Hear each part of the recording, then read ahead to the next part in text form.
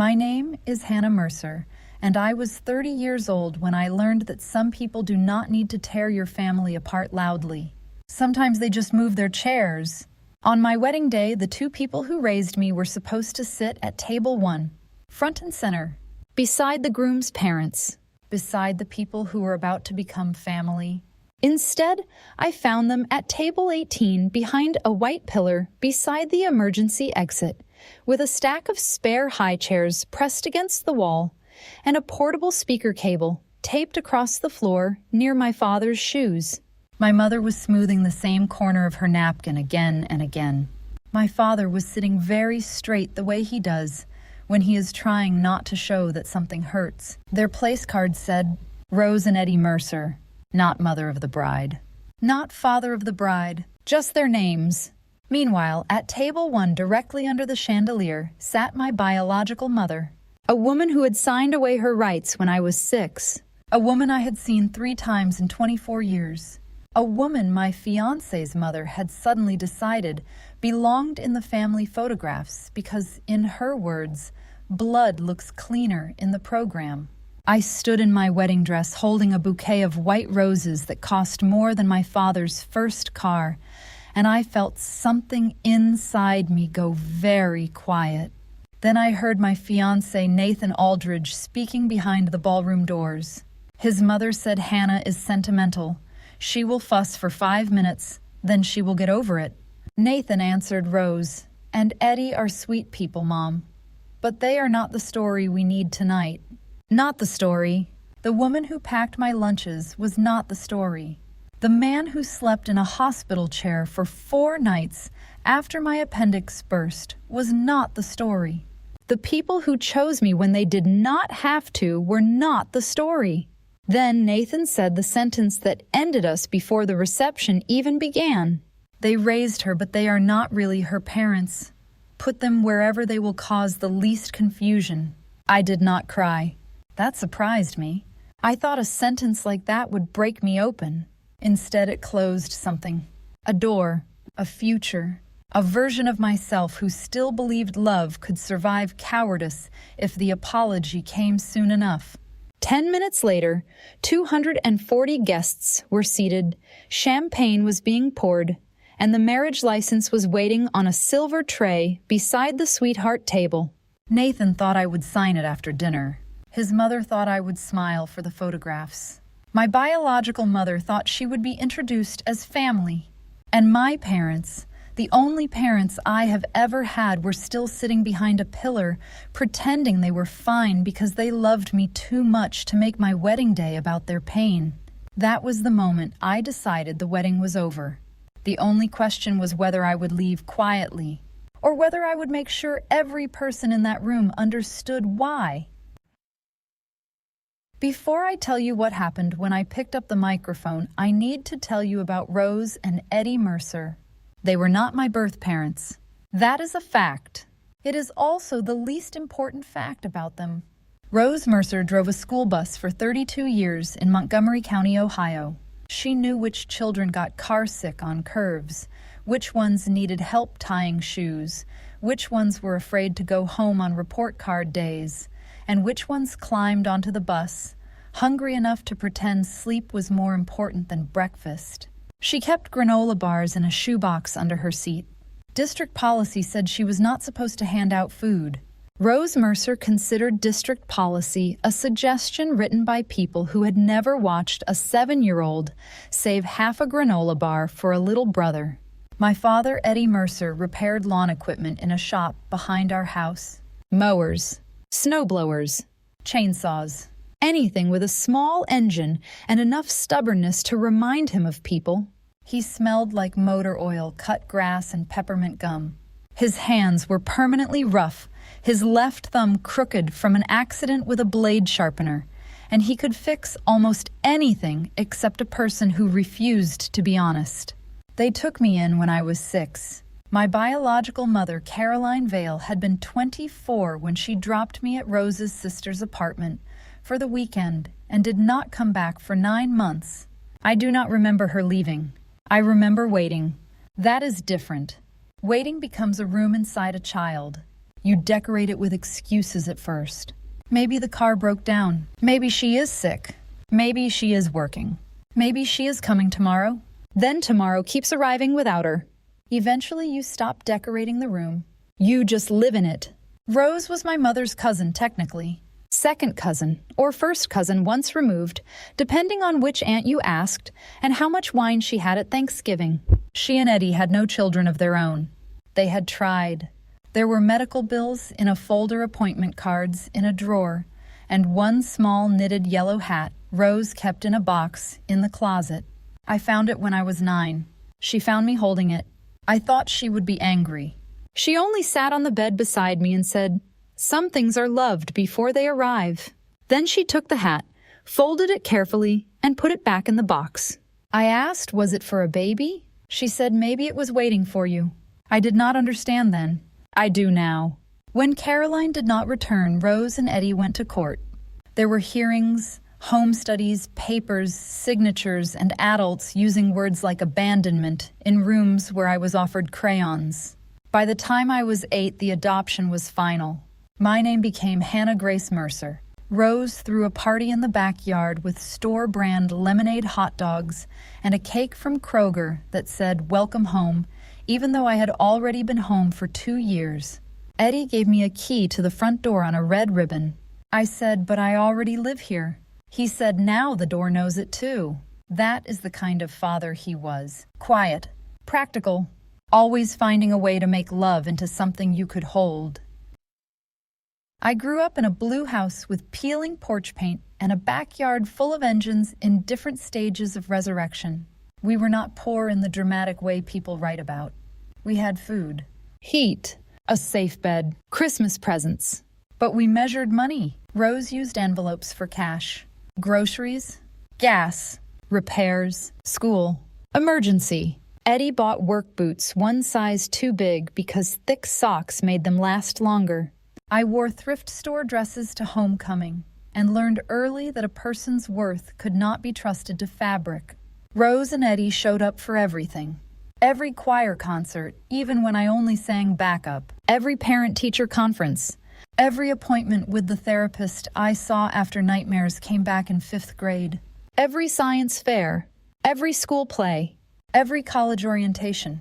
When I graduated from Ohio State with a degree in social work, Rose cried so hard the woman behind us handed her tissues. Eddie stood with his arms crossed, trying to look composed, then ruined it by yelling, "That's my girl," before anyone else's family had started cheering. That is the sound I hear when people ask me what family means. Not blood, not a name on a birth certificate. A man in a crowded auditorium forgetting to be quiet because love outweighed manners. I became a child welfare case manager. People thought that was noble.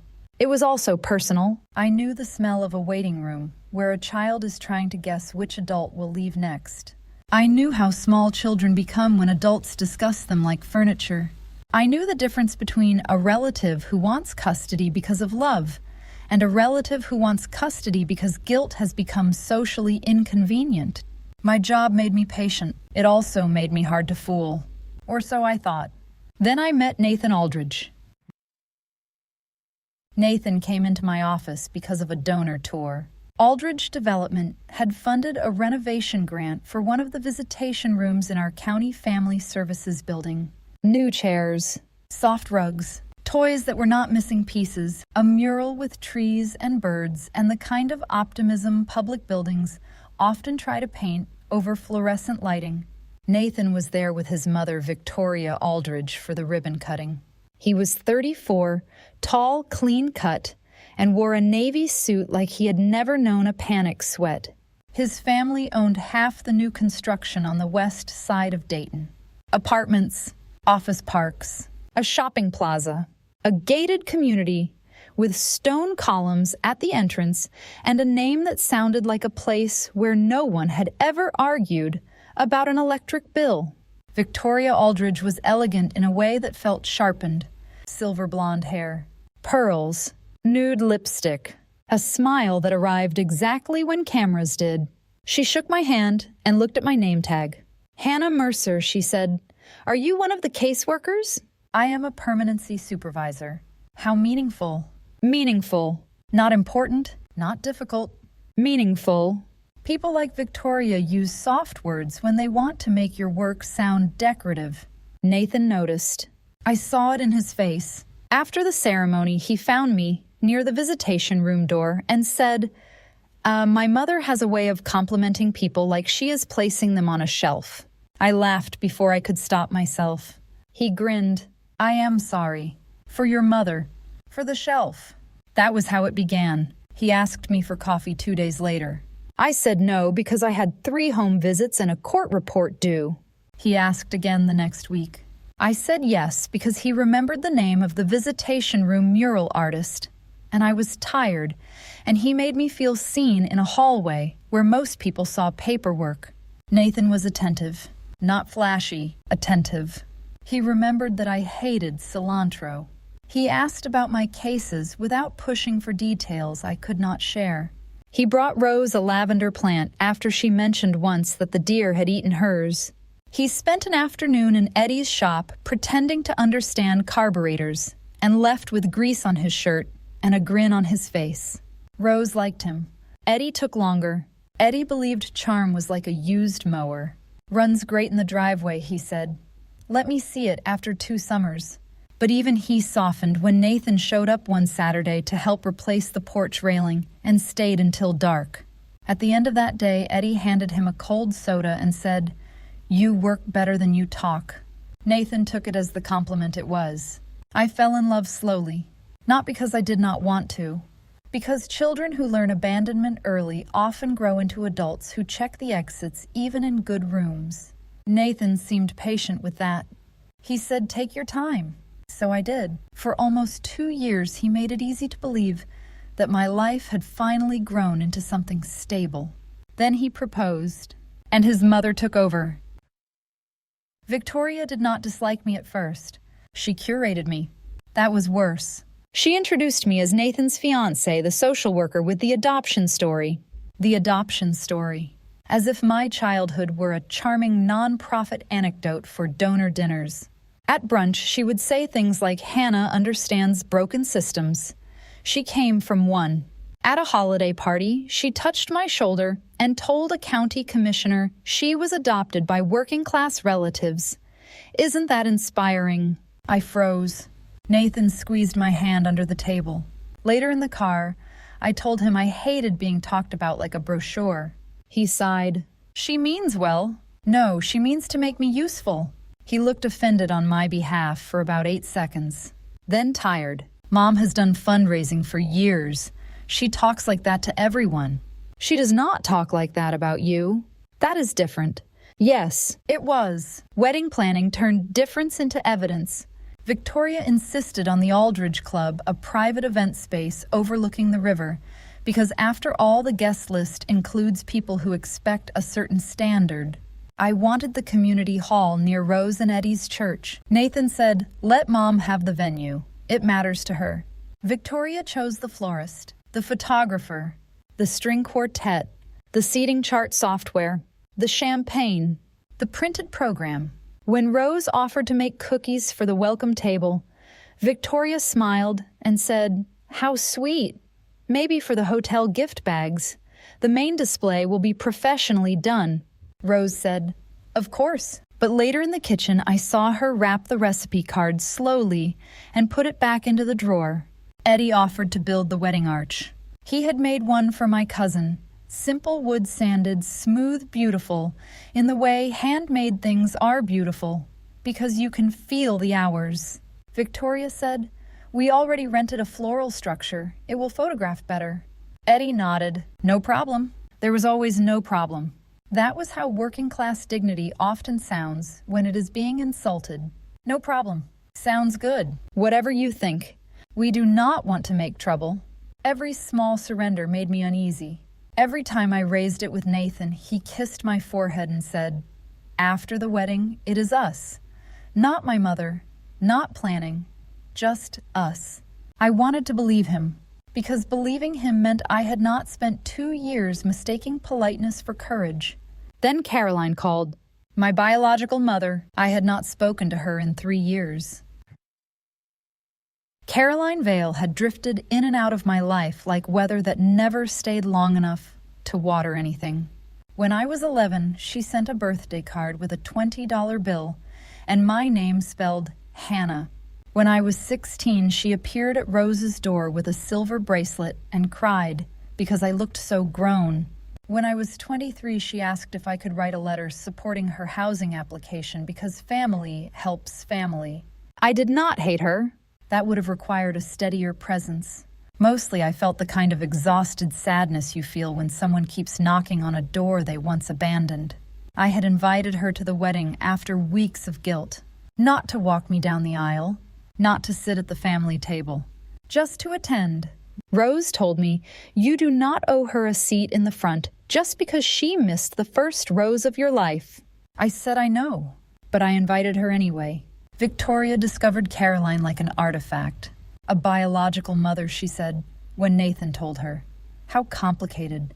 She is a guest, I said. Of course. Then Victoria began asking questions. Caroline's full name, her family background, whether she had remarried, whether she looked like me, whether there were photographs from my early childhood with her. I should have stopped it there. But wedding planning is a machine, and I was tired of throwing my body in front of every gear. 3 weeks before the wedding, Victoria invited Caroline to lunch without telling me. Caroline told me afterward, nervous and flattered. She is very elegant, she said. She says she wants to make sure I feel included. I closed my eyes. Included how? Well, she asked if I would be comfortable in family photos. She said it might mean a lot to you someday. It would not.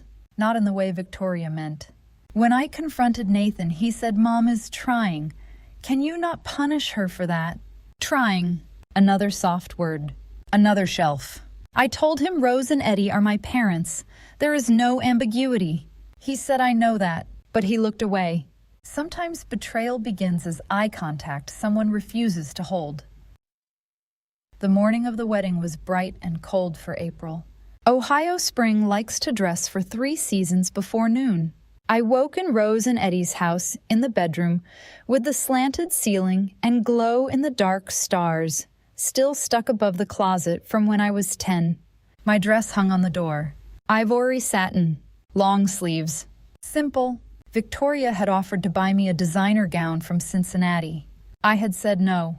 I bought mine with my own money from a small bridal shop where the seamstress called Rose Mom without asking for clarification. That mattered. At 7, Rose knocked and came in carrying coffee. She had already curled her hair. Eddie was downstairs pretending not to be emotional by overfilling the bird feeder.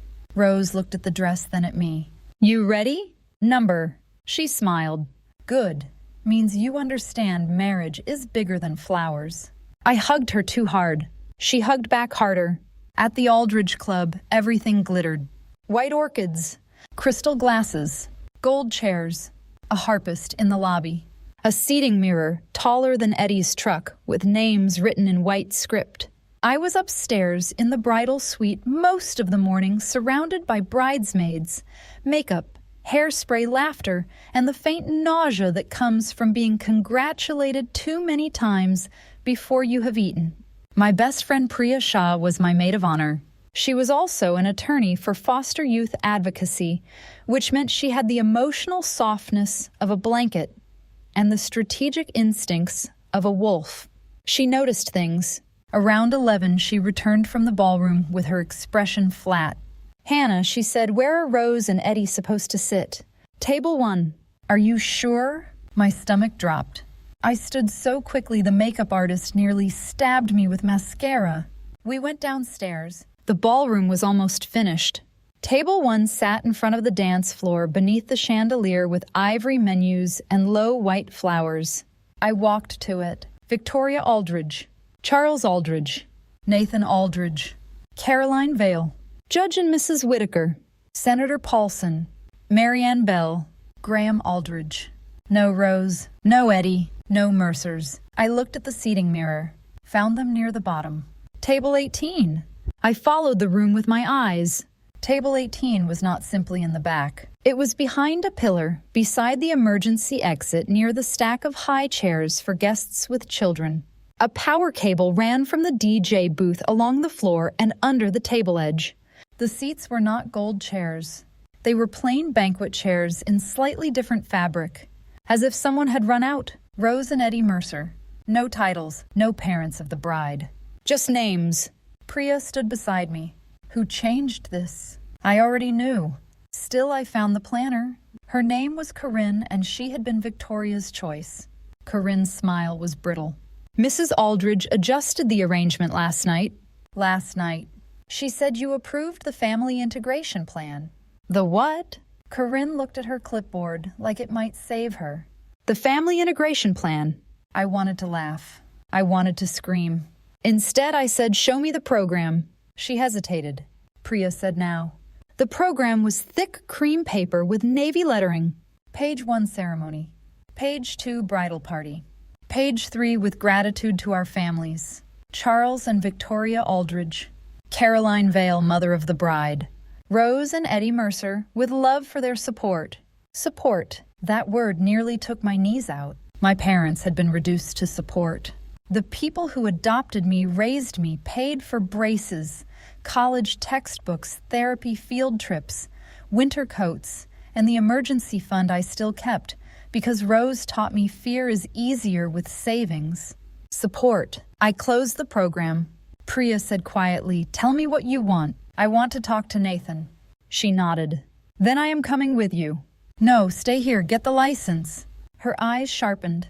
You are thinking like that already. I am thinking I need to know if the marriage exists before I decide whether to let it. Priya took my hand. The officiant has the ceremony copy. The legal license is in Corinne's folder. It is supposed to be signed after dinner in front of the guests because Victoria wanted a photo moment. Of course she did. So if I do not sign, then there is no marriage.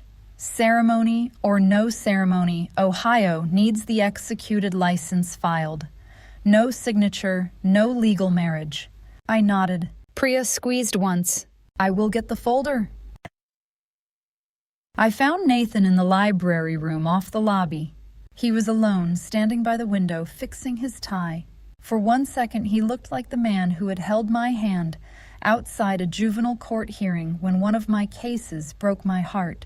For 1 second, I wanted him to be that man badly enough to forgive what had not even been explained. Then he turned. His face told me he already knew. Why are Rose and Eddie at table 18? He closed his eyes. Hannah, that was the answer. My name as a sigh. My pain as inconvenience. Why? Mom thought it would be less confusing. For whom? The guests. Caroline is your biological mother. Some of my family has already met her. And with the photos. With the photos? She thought it would be cleaner if... Do not use that word. He stopped. I stepped closer. Rose and Eddie are my parents. I know. Then why are they behind a pillar while Caroline sits at table 1? He ran a hand over his face. Because this day is already complicated. No, it is actually very simple. Hannah, can we please not do this now? The ceremony starts in 40 minutes. Then fix it in 30. He looked toward the door as if hoping a solution might walk in, wearing his mother's pearls. Moving everyone now would cause a scene. Good. His eyes snapped back. This is what I mean. You are emotional. I almost smiled. Not because it was funny, because every woman in my line of work knows when emotional is being used to mean inconveniently accurate. I am not emotional. I am informed. He softened his voice. The client voice. The donor voice. The voice men use when they want obedience to feel like care. Rose and Eddie are wonderful. No one is denying that. But Caroline is your mother too. No, Caroline gave birth to me. Rose is my mother. That is not how everyone sees it. Then everyone can learn. He exhaled. Mom is trying to protect the optics. There it was.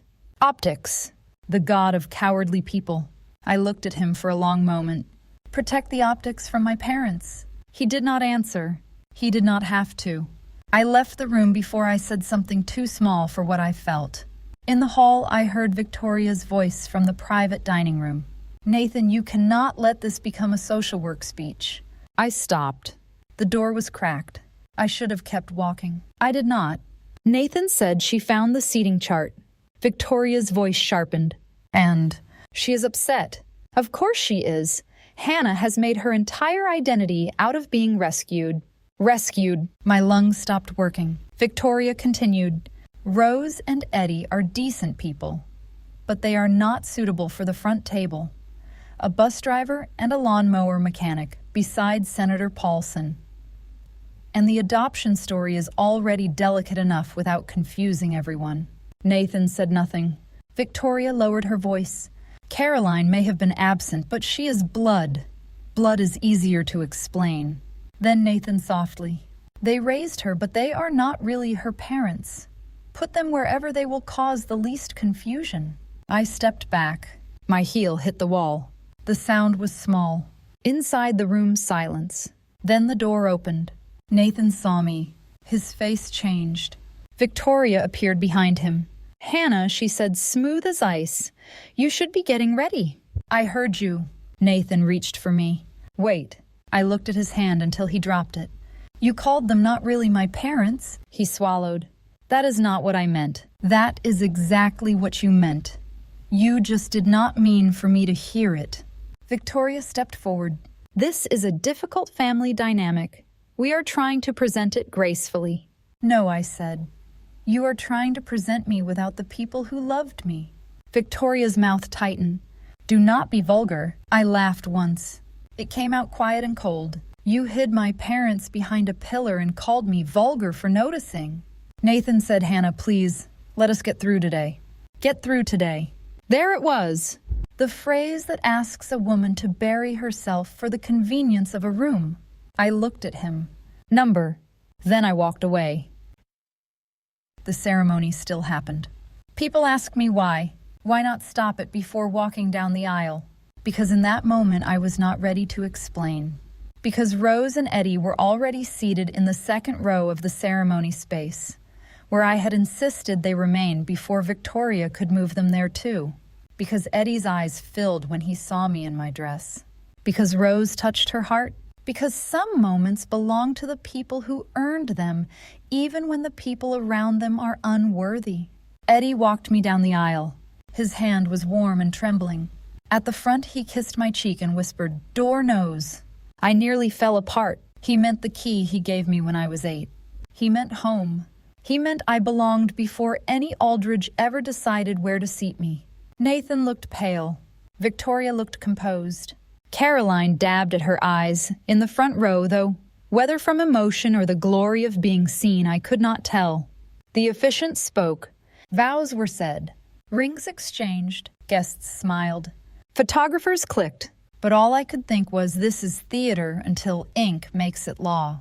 After the ceremony, as guests moved to cocktail hour, Priya found me behind the staircase. She held Corinne's leather folder.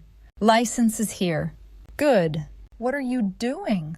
I need one more thing. What? I need my parents to know I choose them before anyone else hears it. We found Rose and Eddie near table 18. They had discovered their seats. Of course they had. Rose was standing, purse clutched in both hands. Eddie was looking at the cable taped near his shoes. Not angry. Worse. Embarrassed. The kind of embarrassed a good person feels when someone else has behaved badly, but somehow made the room look at him. Mom, I said. Rose looked up. Oh, honey, it is fine. I hated those words. Every syllable. Do not say that. She blinked. Eddie said softly, Hannah, we can sit anywhere. No, Dad, you cannot. His face changed when I called him Dad. Not because I had never said it. Because I said it in that room in that dress with the whole lie standing around us. I took both their hands. You are my parents. If I have not said that clearly enough for everyone else to understand, that is my failure. But it ends today. Rose began crying. Eddie looked at the ceiling, which was what he did when tears tried to make a public appearance. Behind us, cocktail music floated through the doors. Someone laughed near the bar. The world kept pretending. I stopped pretending with it. Stay here for 5 minutes, I told them. Then come when Priya gets you. Rose gripped my hand. What are you going to do? I'm going to tell the truth. Eddie said truth can be expensive. Yes, he nodded. then spend it on the right thing. That was my father. Even hurt, he handed me courage like a tool. The reception began at 6. The Aldridge Club ballroom glowed. Candlelight on glass, white flowers, navy napkins, gold chairs. The kind of elegance that photographs better than it feels. Guests found their seats.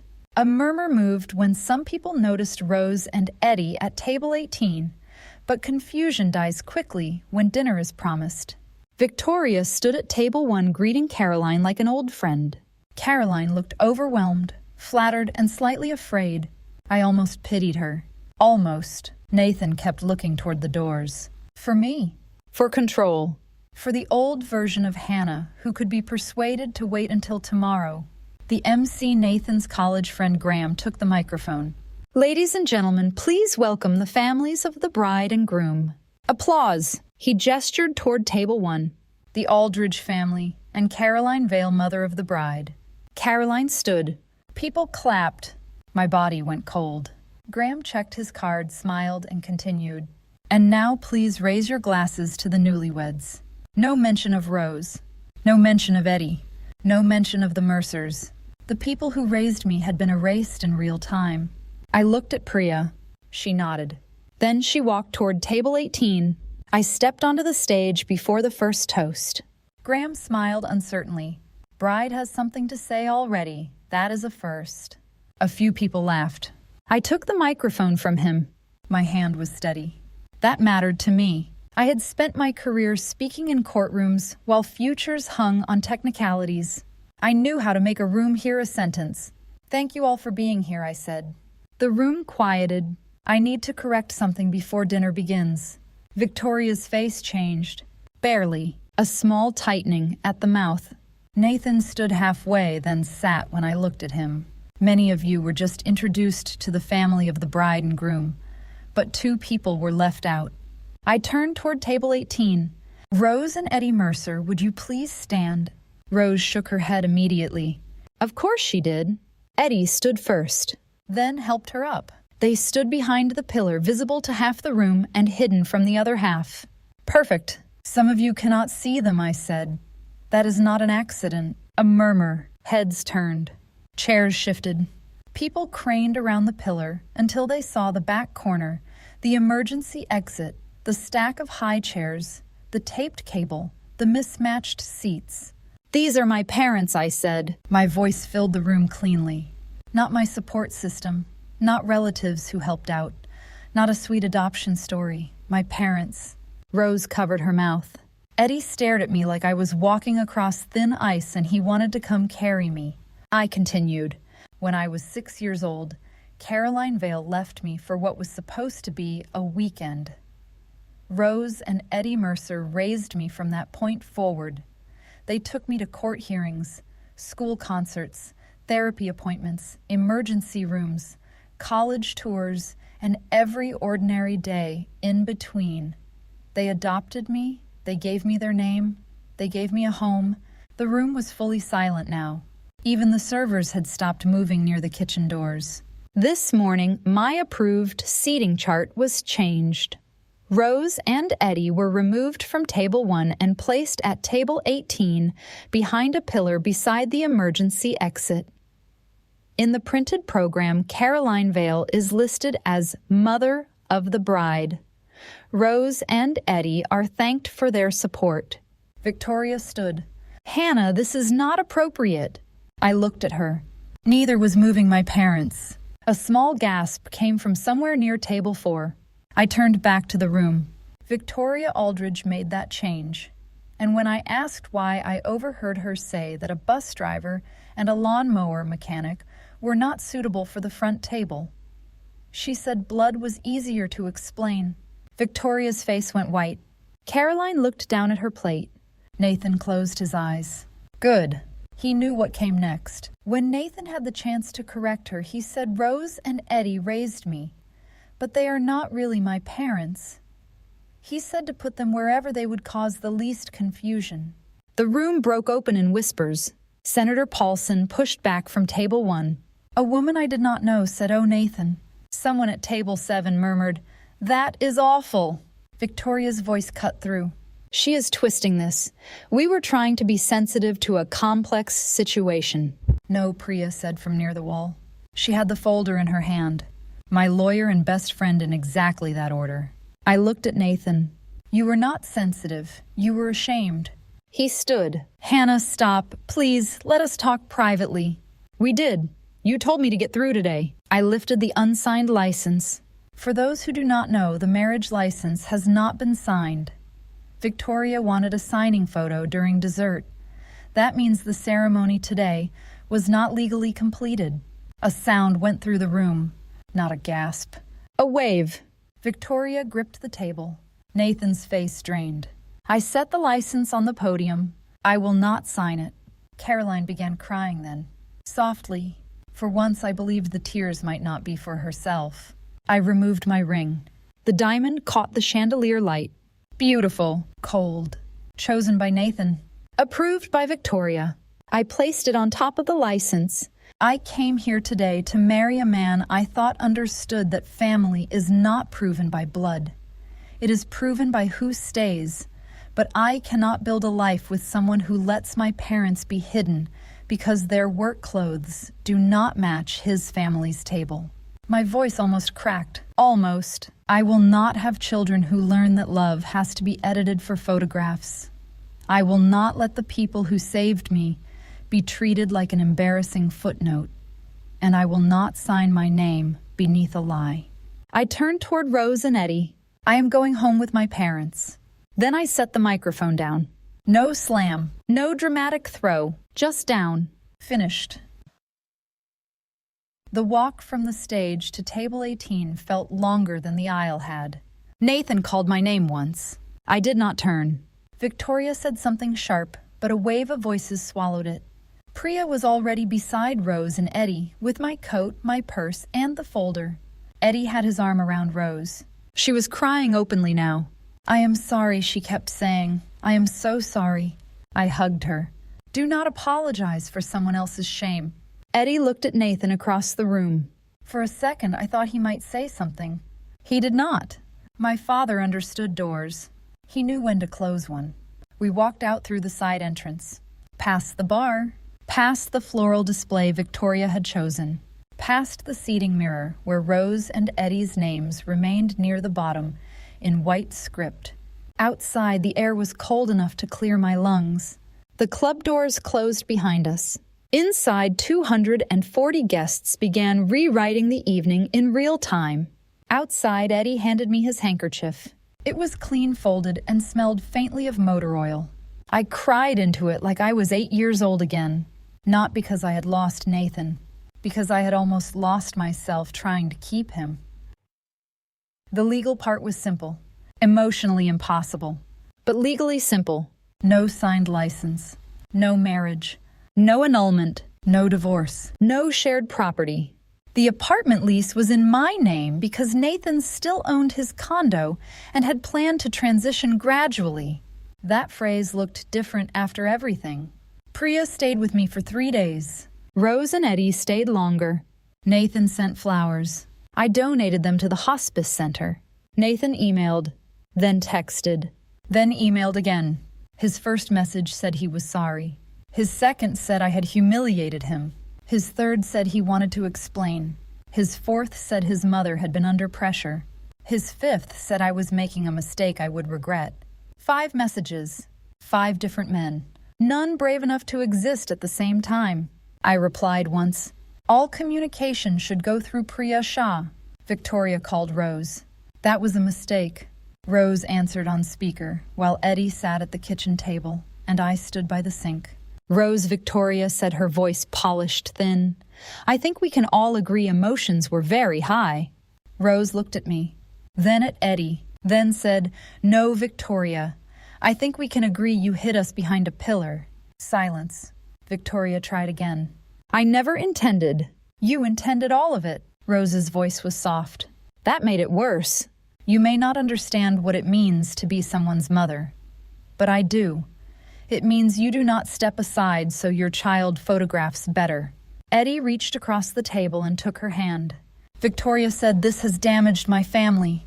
Rose said, then maybe next time do not build a family image out of someone else's erasure. She hung up.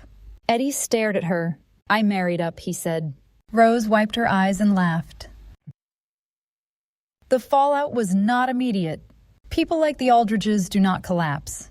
They develop cracks under expensive paint. Senator Paulson withdrew from the housing council Nathan had been courting. Judge Whitaker's wife, who served on the board of a foster youth foundation, called me 2 weeks later. Not to gossip. To apologize. I should have stood up, she said. I have 2 adopted grandchildren. I should have known better in the moment. I did not say it was okay. I said, thank you for saying that. The Aldridge Club refunded part of the reception deposit quietly because the dinner never happened. Victoria tried to control the story. She told people I had unresolved adoption trauma. That phrase did travel. But so did the fact that she had seated adoptive parents behind a pillar while placing a biological mother at the family table for optics. Small towns love scandal. But they love hypocrisy more. Within a month, Victoria resigned from the Foster Youth Gala Committee she had chaired for years. Officially, she was taking a step back.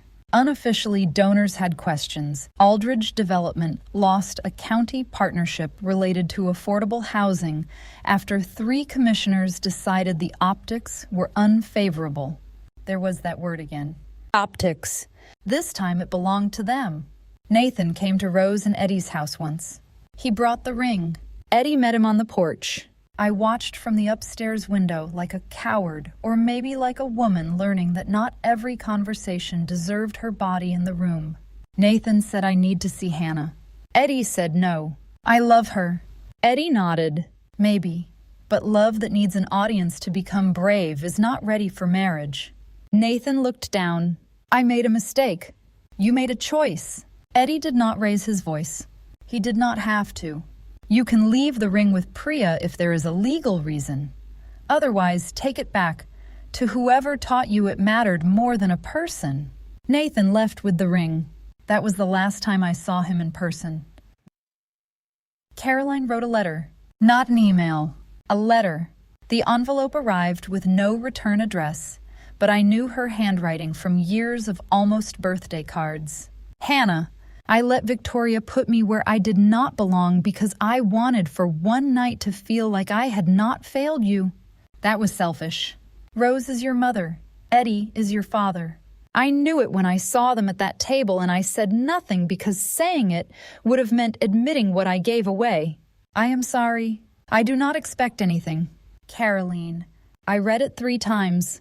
Then I gave it to Rose, not because she needed to approve my feelings, because the apology belonged partly to her too. Rose read it at the kitchen table, folded it, unfolded it, then said that is the first honest thing she has sent you. Yes. What will you do? I do not know. Rose nodded. You do not have to know today. That was the gift Rose always gave me. Time without pressure. I did eventually write Caroline back. 3 months later. 1 paragraph. Thank you for acknowledging the truth. I am not ready for a relationship. If that changes, it will be slowly and on my terms. She did not push. That was new.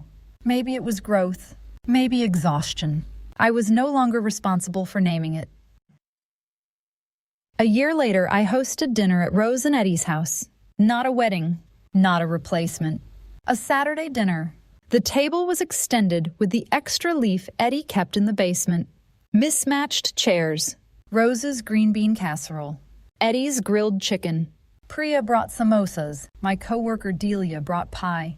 Judge Whitaker's wife came with her adopted granddaughters because life is strange, and sometimes the people who fail you in one room try to do better in another. There were no place cards, no head table, no distinction between important guests and the people who could be placed near the exit. Everyone passed plates. Everyone ate too much. At one point, Eddie tapped his glass. Oh no, I said. He ignored me. I have a toast. Rose said, keep it under 30 seconds. He looked at her. I am a man of mystery. You are a man of long stories. He smiled, then looked at me. To Hannah, the only person I know who can end a wedding and still make her mother proud. Everyone laughed. I cried anyway. Rose reached for my hand. Eddie lifted his glass. And to family, the ones who sign the papers, yes, but more than that, the ones who stay for the hard parts. We drank. At that table, no one sat behind a pillar. No one was easier to explain than anyone else. No one had to be edited. That was the whole point. If you are listening to this because someone has tried to decide which parts of your family are acceptable in public, I want you to hear me.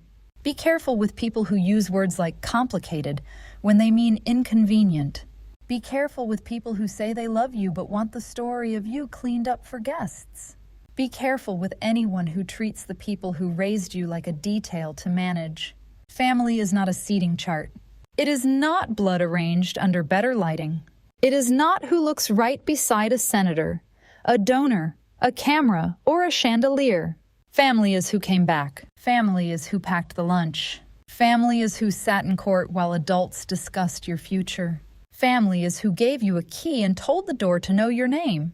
My name is Hannah Mercer. I did not sign the marriage license. I did not become Hannah Aldridge. I went home with Rose and Eddie Mercer, the bus driver, and the lawn mower mechanic, the only parents who ever earned the title. And if anyone ever asks where my family belongs, I can answer without hesitation. Not behind a pillar. Not beside the exit. Not as support. Not as a footnote. My family belongs at table 1. And so do I.